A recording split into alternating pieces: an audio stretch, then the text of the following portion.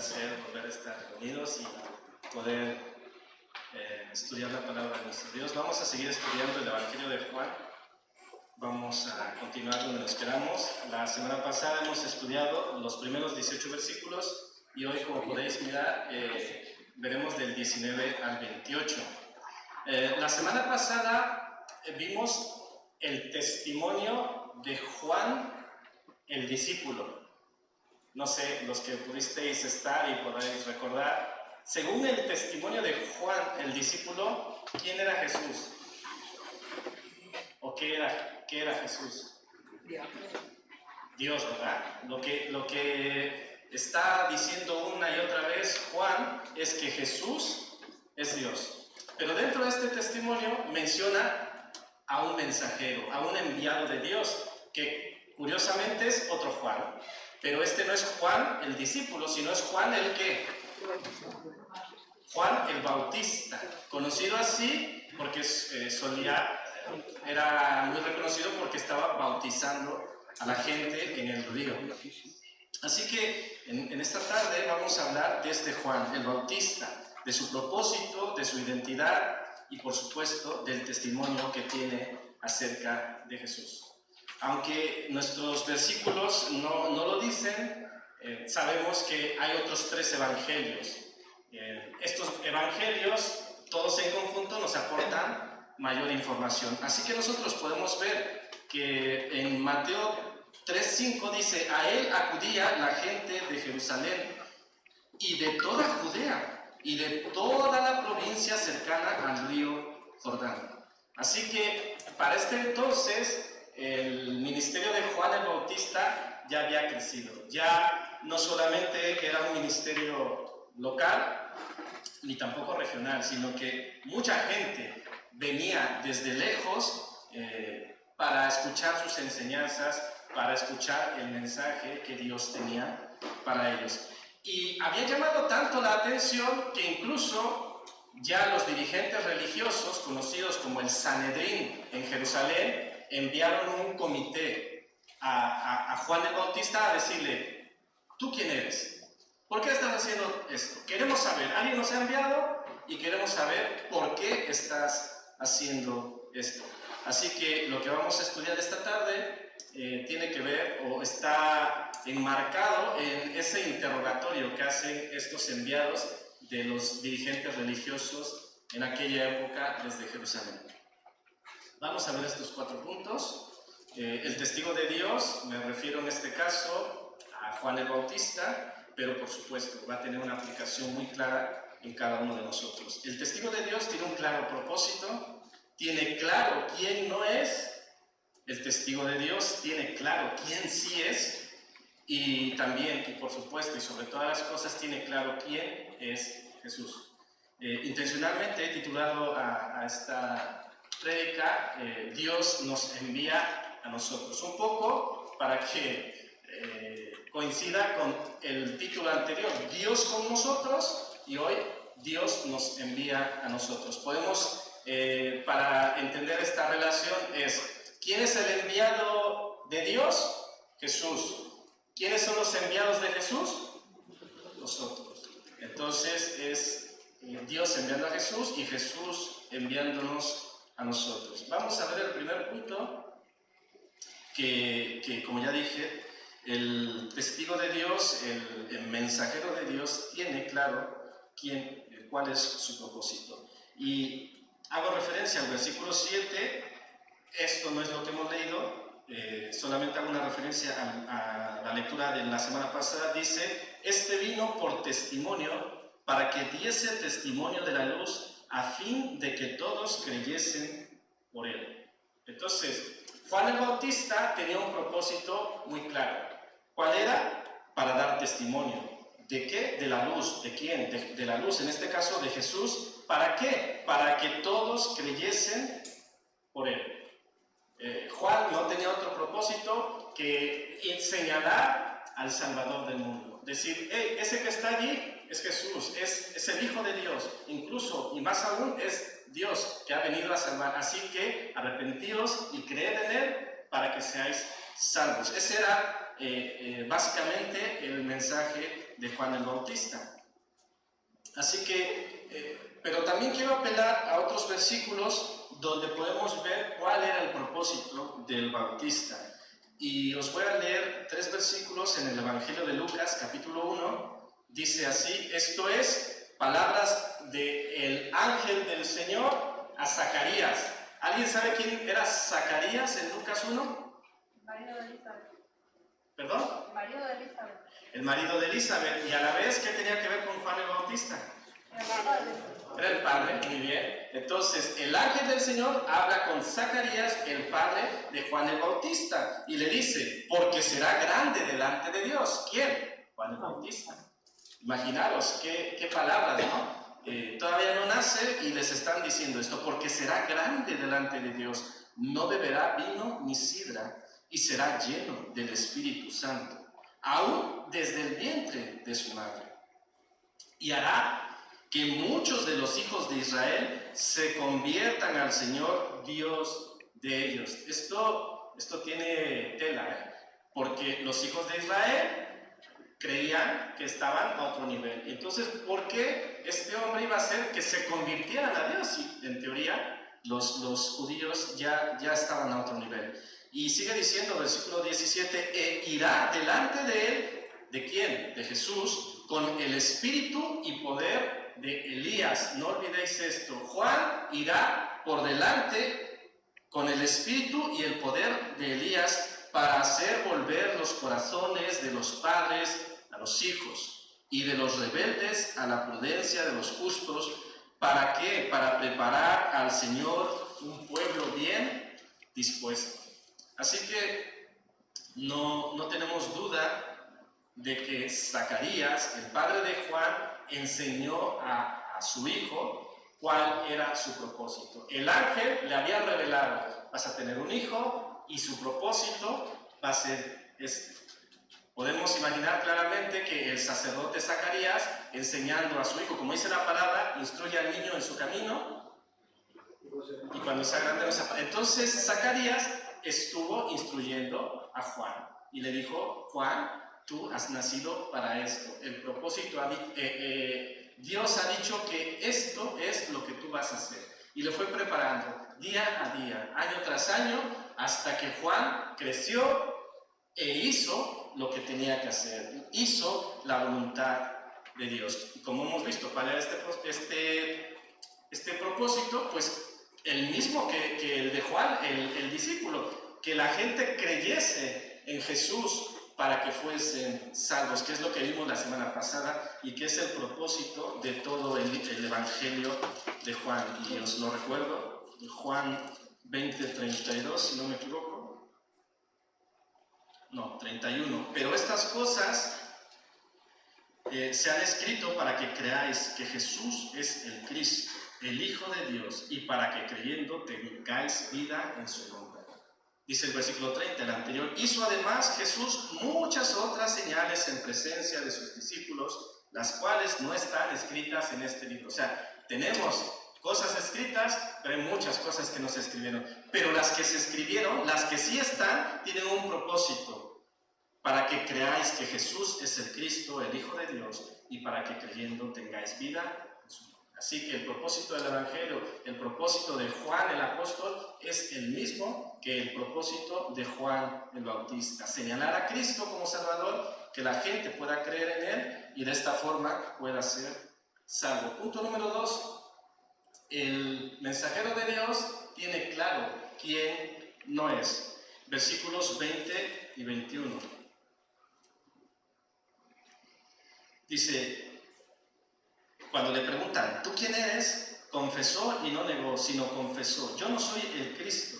Y le preguntaron: ¿qué pues? ¿Eres tú Elías? Dijo: no soy. ¿Eres tú el profeta? Y respondió: no. Le dijeron: pues, ¿quién eres? Querían saber quién era este hombre. Pero antes que esto, quiero hacer mención del versículo 28. Dice, estas cosas, el último versículo de nuestra lectura dice: estas cosas sucedieron en Betábara, al otro lado del Jordán, donde Juan estaba bautizando. ¿Alguien de vosotros en vuestras Biblias tiene otro lugar distinto a Betábara? ¿No? ¿Todos tenéis Betábara? Todos Betábara. Bueno, hay versiones que dicen Betania. ¿Por qué? Porque en el original dice Betania. Pero quizá ponga Betábara para distinguir del Betania, que es más conocido, que estaba más al sur, y que no se confunda con este lugar que claramente dice el texto que estaba al otro lado del Jordán, ¿vale? O sea, un poco más alejado, que es en la zona de Galilea, donde el ministerio de Jesús había empezado. Pero, ¿cuál es el punto de esto? Que Betábara, al otro lado del Jordán, no estaba tan cerca de Jerusalén. Así que el testimonio, y por decirlo de alguna forma, la fama del Bautista se había extendido, y los religiosos, el Sanedrín, habían enviado un comité, no cerca, sino lejos, para enterarse de lo que estaban haciendo. Así que había revuelo, había cosas que interesaban a estos líderes religiosos. Y dice el texto, versículo 24, y los que habían sido enviados eran de los fariseos.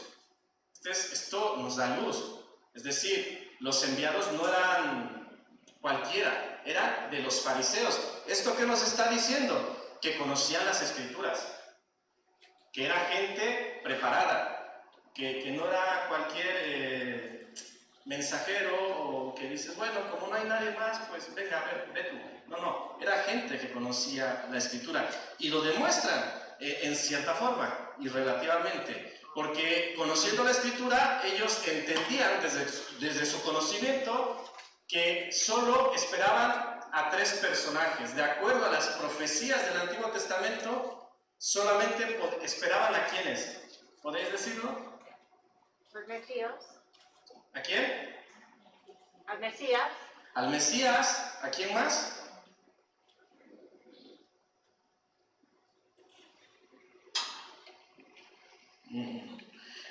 Pista, versículo 25. Os he dado la pista, versículo 25. ¿Qué dice el versículo 25?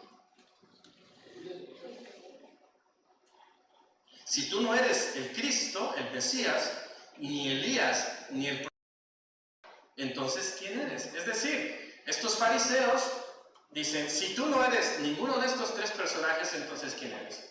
No estás acreditado, no eres nadie. Si no eres el Mesías, si no eres el profeta y si no eres Elías, ¿quién eres? Claro.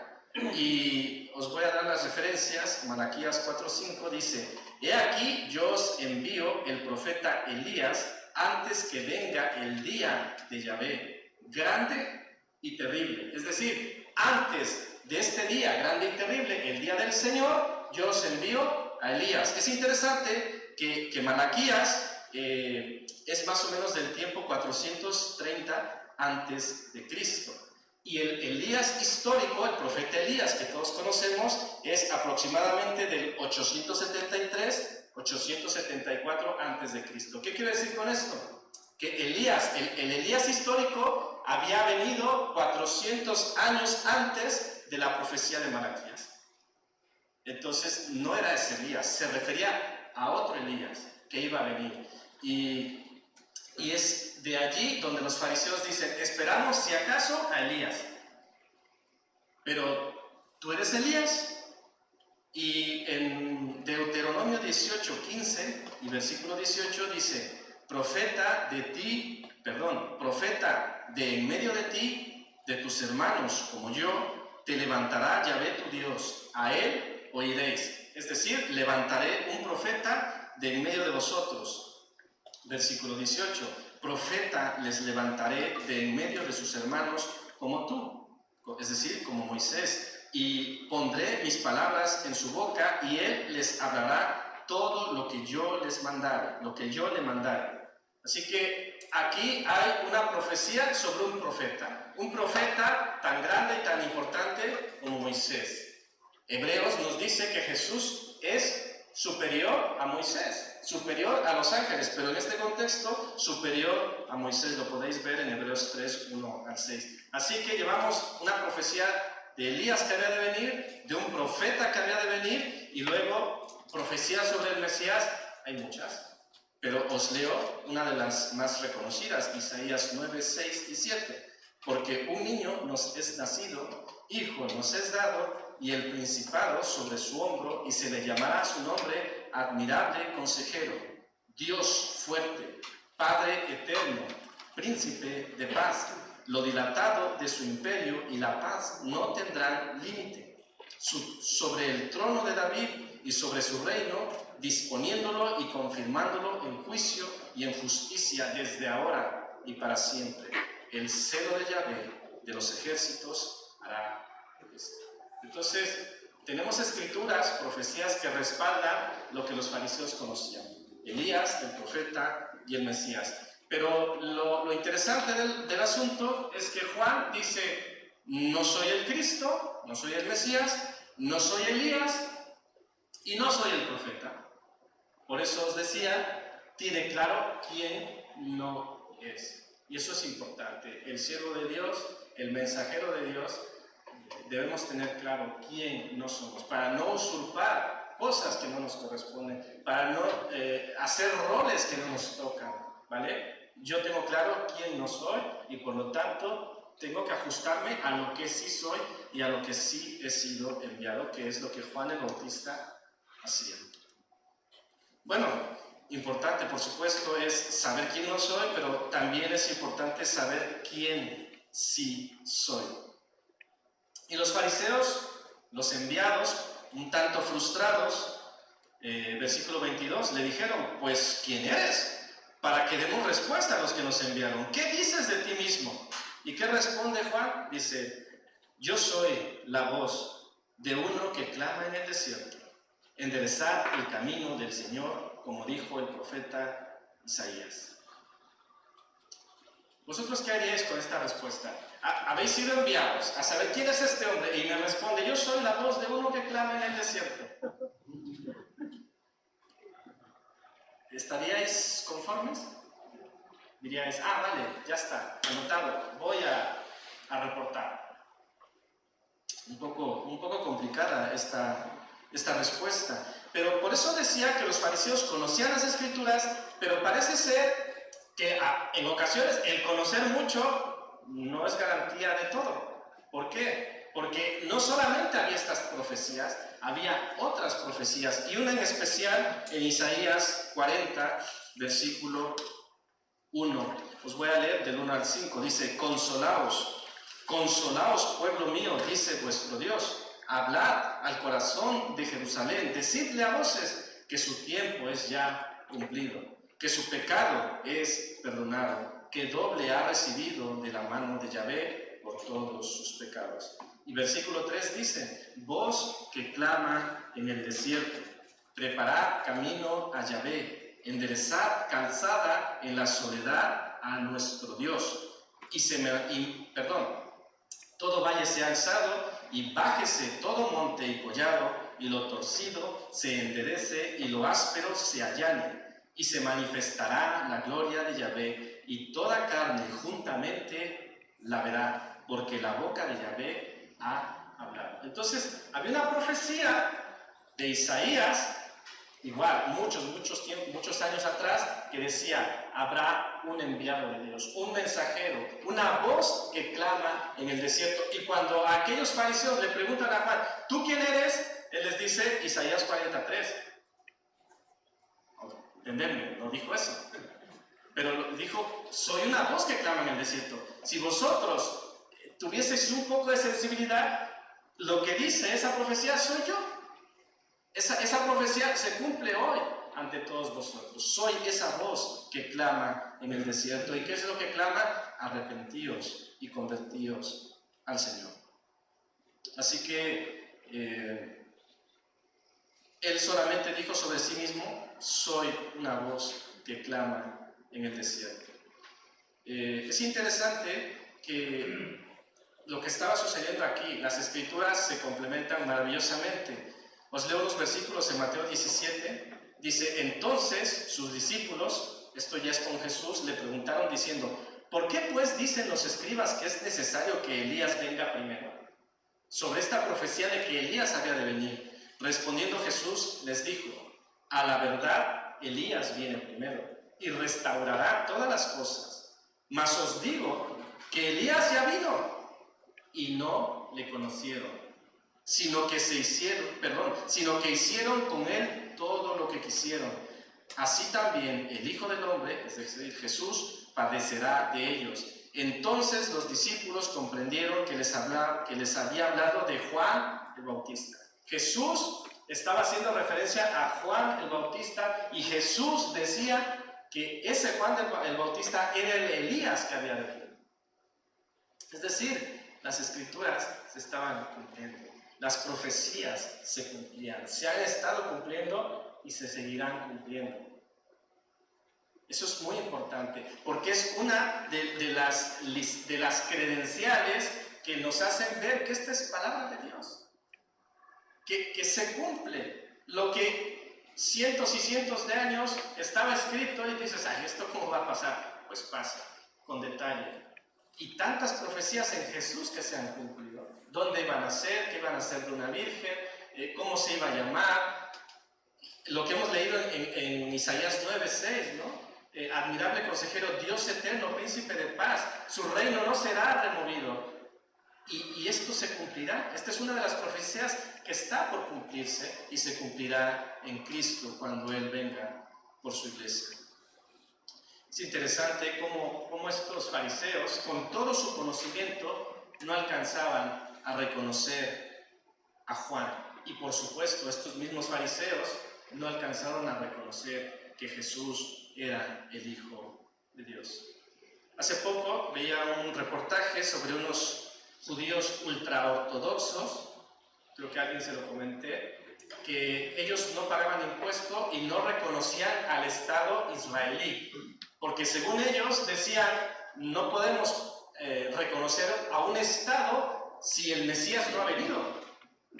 O sea, estos judíos ultraortodoxos piensan que Jesús no ha venido y siguen esperando al Mesías, como estos fariseos, que no veían que Juan, el que estaba allí, era el cumplimiento de una profecía. Y luego no vieron que Jesús era el cumplimiento de muchas profecías. Y al día de hoy siguen esperando al Mesías. Así que esto también tiene que ver con nosotros. Lo veremos ahora dentro de poco. Sobre todo, quiero que pensemos en este punto. El mensajero de Dios, el enviado de Dios, tiene y debe tener claro quién es Jesús. Porque si somos enviados de Jesús y no sabemos quién es Jesús, tenemos un problema, ¿no es cierto? Soy enviado de Jesús. Ay, ¿quién es Jesús? Bueno, no sé. No tiene mucho sentido. Soy enviado de Jesús. ¿Quién es Jesús? Y poder dar testimonio de quién es Jesús. Versículos 26 y 28 dice, Juan le respondió diciendo, yo bautizo con agua, mas en medio de vosotros está uno a quien vosotros no conocéis. Jesús, es el que viene después de mí, el que es antes de mí, del cual yo no soy digno de desatar la correa del calzado. ¿Quién es Jesús para Juan? Alguien de quien no soy digno de desatar la correa de su calzado. Pues ¿quién es Él? Que tú no eres digno de desatar. Y os voy a tomar 3 versículos prestados del siguiente pasaje, versículos 29, 33 y 34, para decir claramente que para Juan, ¿quién era Jesús? Versículo 29. El siguiente día vio Juan a Jesús que venía a él y dijo, he aquí el Cordero de Dios. Es decir, Jesús para mí es el Cordero de Dios. Versículo 33. Y yo no le conocía, pero el que me envió a bautizar con agua, aquel me dijo, sobre quien veas descender el Espíritu y que permanece sobre él, ese es el que bautiza con el Espíritu Santo. Entonces, para Juan, Jesús era el que bautizaba. Decía Juan, yo bautizo con agua, pero viene uno que bautizará con el Espíritu Santo. Y versículo 34, y yo le vi y he dado testimonio de que este es el Hijo de Dios. Jesús, para Juan el Bautista, ¿quién era Jesús? El Hijo de Dios. Era el Cordero de Dios, el que bautiza con el Espíritu Santo y el Hijo de Dios. Lo cual deja claro, así como Juan el evangelista decía, Jesús es Dios porque es eterno, porque es creador, porque es luz, pues Juan el Bautista daba también su testimonio y dice, Jesús es el Cordero de Dios, es el Hijo de Dios y es el que bautiza con el Espíritu Santo. Así que tenemos una radiografía del enviado de Dios, del testigo de Dios, de lo que debe conocer. Debe conocer quién no es, debe conocer quién sí es y sobre todo debe conocer su propósito y debe conocer quién es Jesús. Ahora, todo esto pues tiene algunas aplicaciones, que es las que vamos a estudiar adelante. Bueno, quiero deciros que si nosotros somos cristianos, si somos cristianas, claramente somos enviados de Dios. Tenemos un propósito y debemos conocerlo. La pregunta es, ¿lo tenemos claro? ¿Tienes claro cuál es tu propósito? Los cuales, Juan el Bautista y Juan el discípulo, hemos repetido que su propósito era que la gente volteara a Jesús, que conociera a Jesús, que creyesen en Jesús y vivían vidas que eran congruentes con ese propósito, vidas apartadas, vidas de buen testimonio para que la gente pudiese creer en Jesús y su propósito fuese cumplido. Y yo pregunto, hermanos, así como estos hombres y muchos otros se esforzaban por dar un buen testimonio y cumplir su propósito, es importante preguntarnos si nosotros estamos cumpliendo el propósito que Dios nos ha dado. Vivimos vidas que ayudan a que la gente crea en Jesús. Juan tenía que enderezar, se dice que cuando un rey visitaba algún pueblo, alguna aldea, el camino era cuidado, cualquier obstáculo, cualquier situación, de manera que el camino del rey no tuviese problemas. Pues esto era un poco la función de Juan el Bautista, enderezar el camino del Señor. Y yo pregunto, como enviados de Dios, ¿qué estamos haciendo para enderezar el camino del Señor? El Señor viene, Cristo viene por su iglesia. ¿Qué estamos haciendo para preparar el camino? ¿Qué estamos haciendo para que la gente crea en Jesús y sea salva? Estoy viviendo de una forma que pueda hacer que cumpla el propósito que Dios tiene. Es una pregunta que debe estar en nuestras mentes. Y os quiero llevar a otro escenario en el mismo contexto, en la misma línea, pero pensemos en Zacarías. Os he dicho, ¿qué hacía Zacarías con su hijo Juan? Por favor, decidlo. Le enseñaba, le instruía sobre cuál era su propósito. Y yo quiero decir esto, hermanos, todos aquellos que somos padres o madres, ¿estamos instruyendo a nuestros hijos sobre cuál es su propósito?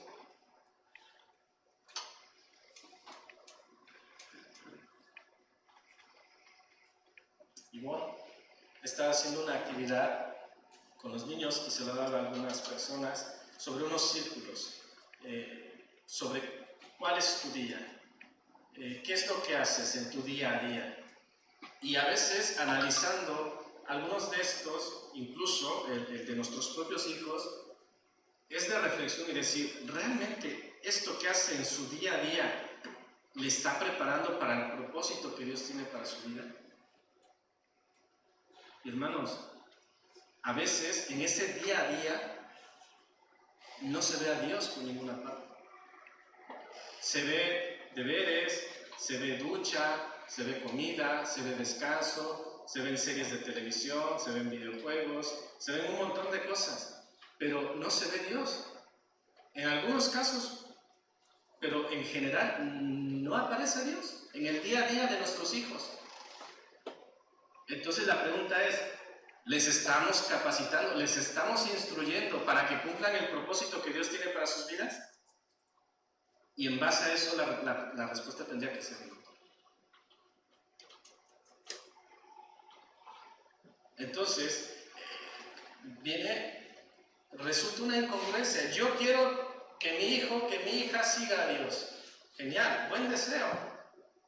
Pero no debe ser solo un deseo, sino debe ser un deseo que nos lleve a practicar cosas día con día, día con día. Y entonces, algún día veremos el fruto de todo esto y veremos a nuestros hijos a los pies de Cristo.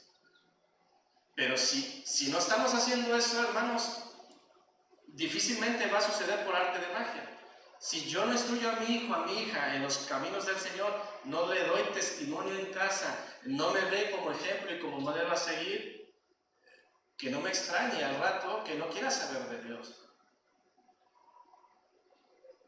Según casos y casos, pero en general tenemos que pensar. Y yo, hermanos, yo os digo como testimonio, yo a veces tiemblo al ver y decir, realmente estoy instruyendo a mis hijos para que cumplan el propósito que Dios tiene en sus vidas, y a veces me da temor decir, creo que no.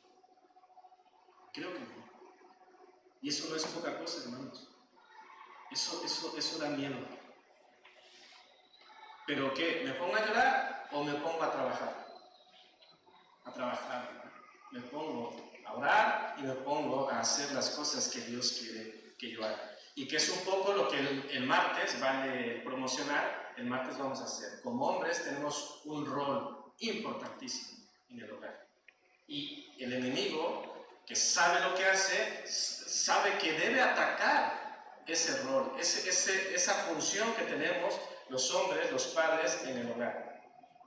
Así que a veces da miedo, pero tenemos un rol que cumplir en el hogar y tenemos que conocerlo, no de lo que yo pueda decir, sino de lo que el Señor ya dice, y eso será para bien de nosotros, de nuestra familia y de nuestros hijos. Así que si puedes venir este martes, hazlo, porque va a ser bueno para ti y para tu familia.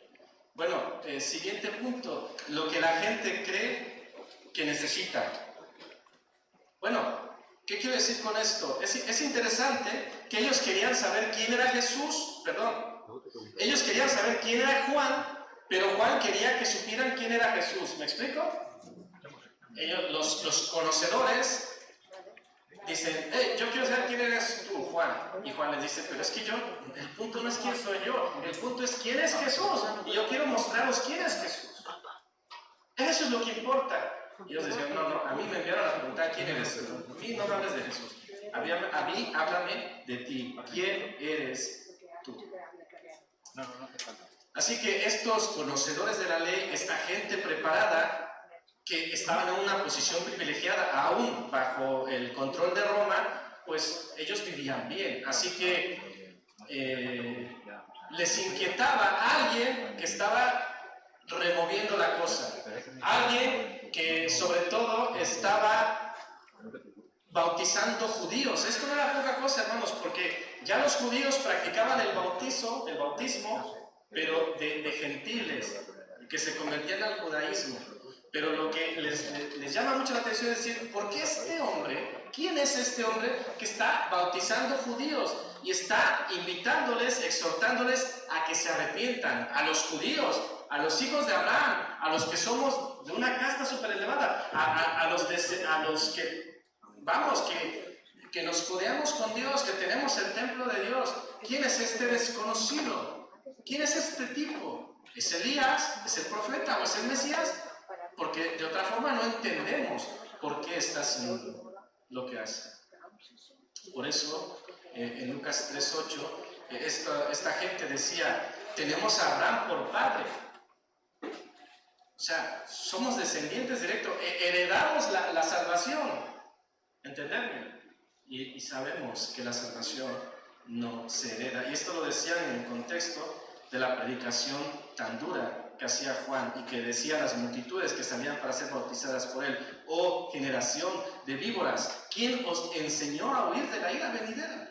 Haced pues frutos dignos de arrepentimiento y no comencéis a decir dentro de vosotros mismos: tenemos a Abraham por padre, porque os digo que Dios puede levantar hijos a Abraham aún de estas piedras. O sea, hey, judíos, no os justifiquéis, que vosotros os creéis harina al otro costal, vosotros os creéis super santos, vosotros os creéis super justificados, pero yo os digo que hijos de Abraham Dios se puede levantar aún de estas piedras. Así que, independientemente como os sintáis, independientemente de cuánto creéis que sabéis, arrepentiros y bautizaros y dar frutos de arrepentimiento. Y claro, esta predicación era ofensiva. ¿Quién eres tú para hablarme así? Si yo soy un fariseo, yo soy un enviado del Sanedrín, yo soy alguien importante en el templo. ¿Por qué me hablas así? No lo puedo concebir.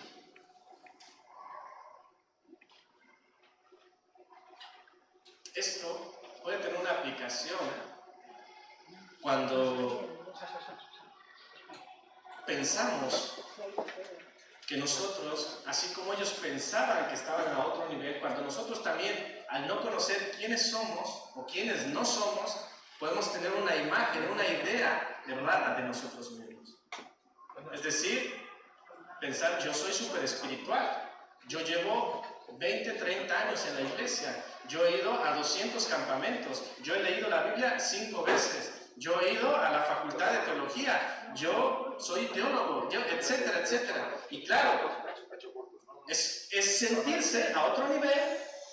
¿Y cómo alguien me va a hablar de santidad? ¿Cómo alguien me va a hablar de sirve al Señor? ¿Cómo alguien me va a hablar de cosas básicas? No, a mí háblame de otra cosa. Yo eso ya en primaria ya lo vi. Un poco de soberbia, un poco de arrogancia, que es justo lo que le pasaba a estos hombres, que por supuesto conocían la ley y que sobre todo les quitaba su comodidad. Ellos, en su manera de vivir, ya estaban bien. Ellos ya cumplían con Dios, hacían sus rituales, hacían sus buenas obras y decían: estamos en paz. Y viene este extraño y les dice que no, que necesitáis arrepentiros. Hombre, pues si yo estaba tan bien, antes de que tú estuvieras aquí, yo estaba perfecto, y ahora me quitas la paz.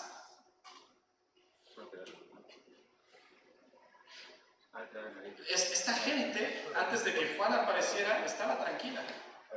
Pero apareció Juan y les incomodó. Pero lo más importante no es que apareció Juan, sino que detrás de él vino Jesús. Y Jesús, ¿cómo le decía a esta gente?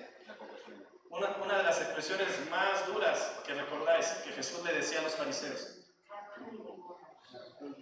Les decía: sepulcros blanqueados. ¡Wow! Jesús se tenía que lavar la boca con jabón, ¿no? Jesús les decía: sepulcros blanqueados. ¿Por qué? Porque creían ser súper espirituales. Y Jesús le dice: por fuera, estáis blanqueados por fuera, pero por dentro, ¿qué hay dentro de un sepulcro? Y es lo que Jesús decía de estas personas. Entonces, ¿cuál es el llamado, hermanos? A que cuidemos, pensemos qué es lo que necesitamos saber. A veces yo creo que necesito saber algo, pero a veces no es así, sino que el Señor me envía la enseñanza que realmente necesito y no tanto la que yo quiero saber. Esto como segundo punto. Y también, como hemos visto, saber mucho no siempre significa conocer a Dios. Estos fariseos conocían mucho, eran muy respetados en aquella sociedad, porque eran los que sabían. Pero saber mucho no quiere decir conocer a Dios. Estos fariseos sabían mucho y no reconocieron a Juan el Bautista. Estos fariseos conocían mucho y no reconocieron al Mesías. Estos fariseos conocían mucho y endurecieron sus corazones, y a donde ellos fueron en gran medida promotores de llevar a Jesús a la cruz. Entonces, en medio de su tan grande conocimiento y de tan celosos de la ley y tan pendientes de los falsos mesías, no reconocieron al verdadero Mesías y llevaron a la cruz a Jesús. Imaginaros, tanto conocimiento y terminas crucificando al Hijo de Dios. ¿Nos parece de llamar la atención? ¿Qué quiere decir con esto, hermanos? ¿Que el conocimiento es malo? Pero que seamos guiados por el Espíritu y para que no haya soberbia en nosotros porque yo sé, no. Si sabes, qué bien, pero que haya mansedumbre y humildad de corazón para que no vayamos a un nivel que la soberbia nos enceguezca y cometamos errores como los que cometían los fariseos. Así que, hermanos, hay un dicho, no sé si lo conocéis, que cuando veas las barbas de tu vecino cortar, pon las tuyas a remojar. ¿Qué quiero decir con esto? Que si yo veo que estos grandes conocedores de la ley no se daban cuenta de algo evidente, ¿no os parece que a mí, que no soy tan conocedor, también se me puede colar algo que no me dé cuenta, que debiera ser evidente, pero que no lo estoy viendo? ¿Me explico? Es decir, solo mantener esa mentalidad de no creer que yo lo conozco todo, sino decir, hombre, quiero conocer, quiero ir en el camino correcto, pero ¿será que haya algo que no me esté dando cuenta? Es lo que les pasó a estos fariseos. Y es lo que el enemigo quiere. Que recordemos, el enemigo es el engañador y él quiere hacernos creer cosas que no son ciertas, pero que a nuestros ojos y a nuestros criterios nos parecen tan ciertas, tan evidentes, tan palpables, que a veces las defendemos porque es la verdad. Pero el enemigo las ha cubierto de verdad, pero debajo de eso son mentiras. Entonces, andemos con cuidado, andemos con reservas para no terminar siendo obstáculos al Evangelio, ¿no? El famoso palo a la rueda. Quiero servir al ministerio, pero termino metiendo palos a las ruedas. ¿Por qué? Porque he sido engañado. El tercer punto, sin orgullo, esto lo menciono porque recordemos la expresión de Juan el Bautista que decía: no soy digno de desatar la correa de su calzado. Pero es interesante cómo el mismo Jesús decía quién era Juan el Bautista. Os leo Mateo 11, 9 al 11. Dice Jesús: pero ¿qué salisteis a ver?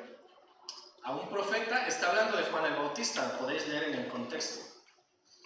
Y dice Jesús: sí, os digo, y más que un profeta, porque Juan el Bautista, es de quien está escrito: he aquí, yo envío a mi mensajero delante de tu faz, el cual preparará tu camino delante de ti. De cierto os digo, entre los que nacen de mujer, no se ha levantado otro mayor que Juan el Bautista. Pero el más pequeño en el reino de los cielos, mayor es que él. Entonces, imaginaros, dice que entre los que nacen de mujer no se ha levantado otro mayor que Juan el Bautista. O sea, Juan el Bautista tenía su importancia. Y en medio de esa importancia, él reconocía su lugar y decía: pues por muy grande que sea, estoy parafraseando, por muy grande que sea, no soy digno de desatar la correa de su calzado. Pues cuán grande es Jesús, pues ni más ni menos que es Dios. Cuán grande va a ser. Así que el enviado de Dios debe tener claro cuál es su papel. No somos protagonistas, no somos el personaje de la historia. ¿Quién es el personaje de la historia, hermanos? Jesús. Jesús es el personaje de la historia. Y todo debe girar en torno a Jesús, a su propósito, a su misión, al cometido que nos ha dejado. Es allí donde nosotros metemos palos a las ruedas. ¿Por qué? Porque en lugar de poner a Jesús como protagonista, me pongo yo y empiezo a mirar en mis necesidades, en mis prioridades, en mis motivaciones, en mis emociones, en mis sentimientos, Y entonces empieza a hacer la cosa más en torno a mí que en torno a Jesús. Bueno, es que estoy enfadado. Entonces, Jesús, a un lado porque estoy enfadado. Estoy triste, frustrado. Vale, pues entonces Jesús, aparca un poco porque ahora mismo estoy así. Y claro, entiendo, no me malinterpretéis, todos pasamos por momentos difíciles, todos pasamos por rachas, por etapas y tal. Lo que estoy apuntando más es cuando estas actitudes y estas prácticas se vuelven crónicas, ¿vale? Se vuelven parte de nuestra vida. Es decir, ya no es un tiempo ni una temporada, sino es años, meses y años y una vida desaprovechada para los propósitos de Dios. ¿Por qué es esto? Porque ya Jesús no es el protagonista de mi vida, soy yo. Mis objetivos. Cuando yo cumpla esto y esto y esto, entonces miraré a Jesús. Pero antes haré esto. Entonces, ¿quién es el protagonista? Yo. Y Juan tenía claro que él no era el protagonista. Él se abocó a hacer lo que Jesús, lo que Dios le había mandado hacer. Como prioridad. Los primeros frutos. Primero es el Señor. Y luego todas las demás cosas vienen añadidas. Pero nosotros, y digo nosotros porque actuamos así, queremos hacerlo al revés. Primero busco mis cosas, lo que yo necesito, lo que yo creo que es importante para mí, y luego, si puedo, y si sobra tiempo, entonces vengo con Dios. ¿Pero qué nos dice la experiencia? ¿Que nos sobra tiempo? No. ¿Que nos sobra vida? No. La vida se nos va buscando nuestras propias cosas. Entonces, hermanos, las preguntas que retumban en los versículos 19 y 22, ¿tú quién eres? Si hoy nos preguntaran esto de frente, ¿tú quién eres? ¿Qué dirías? ¿Qué dices de ti mismo? Le preguntaban al bautista. ¿Qué diríamos? Esto me recuerda a una escena de una película que se llama Vencedor. A lo mejor la habéis visto. Es la de una chica que corre, no es maratón, es carreras de campo traviesa. Y el padre de la chica, que está en el hospital, está muy mal, el entrenador le va a visitar y le pregunta algo parecido. ¿Tú quién eres? Y él empieza a decir, pues soy profesor. ¿Tú quién? Bueno, soy entrenador. Bueno, ¿tú quién eres? Bueno, soy un norteamericano. ¿Y tú quién eres? Y le va llevando. Y después de tú quién eres, al final dice, bueno, pues soy creyente. Dice, qué interesante. Que eso fue lo último que tú dijiste. Entonces, ¿cómo nos identificamos? ¿Tú quién eres? ¿Y yo qué soy? ¿Qué es prioridad en mi vida? ¿Qué me define? ¿Qué define mi identidad? Son preguntas muy profundas, hermanos, pero que en la práctica a lo mejor se nos dice, ¿y tú quién eres? Y nosotros podemos decir mil cosas, menos que somos seguidores de Cristo. Si es que lo somos, por supuesto. Finalmente, y lo más importante, Jesús. Hay unos versículos que confrontan importantemente sobre esto. Dice Lucas 9, 18 al 20. Un día, mientras Jesús se apartó para orar, les preguntó a los discípulos que estaban con él, ¿quién dice la gente que soy yo? Ellos respondieron, unos dicen que eres Juan el Bautista, otros que Elías, y otros más que eres alguno de los antiguos profetas que ha resucitado. Y viene la importancia, la parte importante. Entonces les preguntó, ¿y ustedes y vosotros quién dicen que soy? Claro, una cosa es la que la gente dice de Jesús, pero ¿qué dices tú de Jesús? ¿Quién es Jesús para ti? Y Pedro le respondió, tú eres el Cristo de Dios. Maravilloso. Que Pedro tenía claro quién era ese hombre. Para algunos Jesús era el hijo de un carpintero. Para algunos Jesús era un Galileo. Para algunos quizá ya llamaba más la atención, dicen, bueno, que es Elías o alguno de los profetas que ha resucitado, pero nadie atinaba quién realmente era Jesús. Y Pedro dice, tú eres el Cristo, el Hijo de Dios, el Mesías, el enviado de Dios, el que ha venido para rescatarnos. Así que en este caso Pedro tenía bien claro quién era Jesús. Pero ¿y nosotros, hermanos? Para nosotros, ¿quién es Jesús? Haz este ejercicio en tu mente. Responde, ¿quién es Jesús para ti?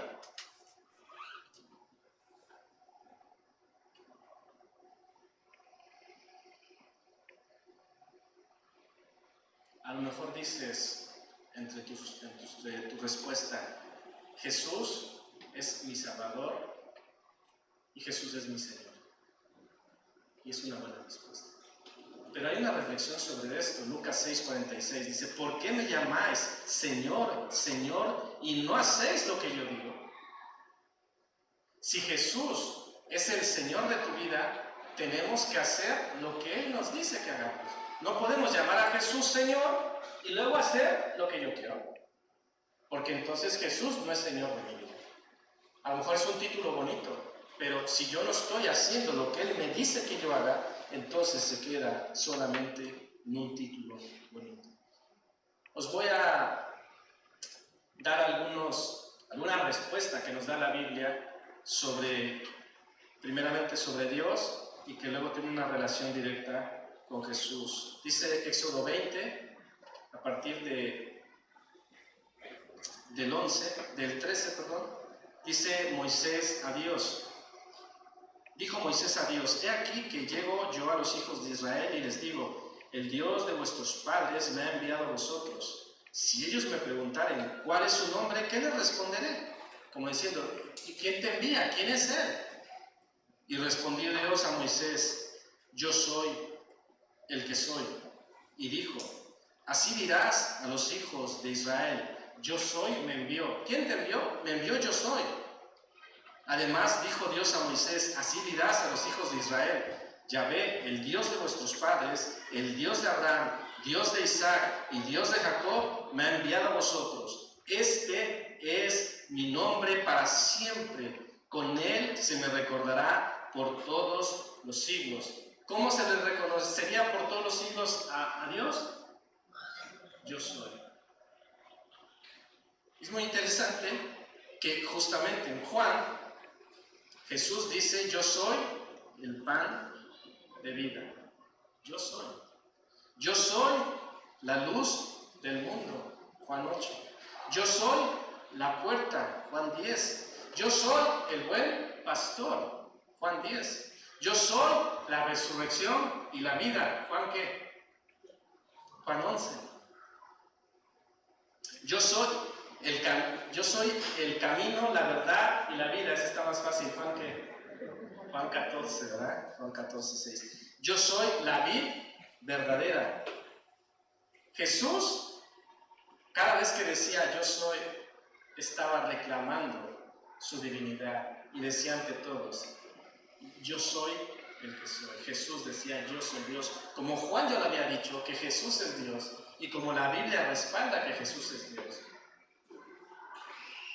Y Jesús mismo reclamaba para sí, ¿quién es Jesús? Así que nosotros, hermanos, debemos tener claro quién es Jesús para nosotros y preguntarnos, ¿quién es Jesús para mí? Si Jesús es mi Señor, tiene que gobernar mi vida. Si Jesús es mi Salvador, si Jesús es el que me guía, si Jesús es el que vino a morir por mí, ¿qué procede? Si Jesús es Dios, si Jesús quiere tener una relación conmigo, si Jesús es el camino, la verdad y la vida, nadie viene al Padre si no es por mí, ¿qué tengo que hacer? El propósito de Juan, de los Juanes, que creamos en Él y que por medio de Él seamos salvos. Entonces, Jesús para ti es el Hijo de Dios, Jesús para ti es el Salvador, Jesús para ti es el único camino al Padre, Jesús es para ti el único mediador entre Dios y los hombres. Porque es lo que dice la Biblia que Jesús es. Ahora solamente queda en que tú lo creas o no lo creas. Y la decisión es tuya. Como reflexión final, Juan, el apóstol, en la semana pasada dio testimonio de quién es Jesús. En esta ocasión, Juan el Bautista da testimonio de quién es Jesús. Así que ahora toca a ti y a mí, en nuestra actualidad, en nuestro tiempo, decir a los demás quién es Jesús. Y eso es lo que nos envía en esta tarde. Así que la invitación está hecha, la invitación está dada, la respuesta queda en cada uno de nosotros.